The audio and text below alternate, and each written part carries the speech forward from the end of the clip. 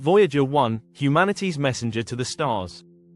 Launched in 1977, it's been exploring the unknown for over 45 years. But as we approach 2030, could this legendary spacecraft lose its connection to Earth? Voyager 1 is the farthest man-made object from Earth, now over 15 billion miles away. It has sent back incredible data, from Jupiter's storms to the mysteries of interstellar space. But like all things, its journey may soon come to an end.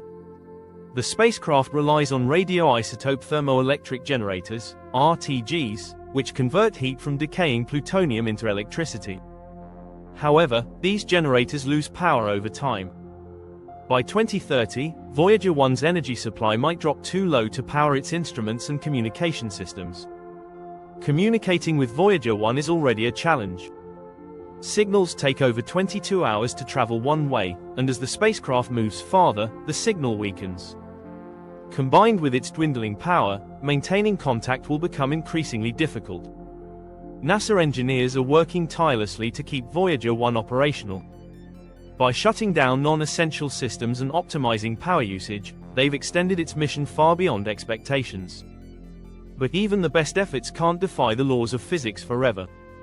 Even when it stops transmitting, Voyager 1 will continue its silent journey through the cosmos, carrying the golden record, a snapshot of life on Earth, for any extraterrestrial civilizations it might encounter. As 2030 approaches, each day of communication with Voyager 1 is a gift. Its discoveries have shaped our understanding of the universe, and its legacy will endure long after its power fades. Voyager the 1st of May one day falls silent, but its mission reminds us of humanity's boundless curiosity and desire to explore.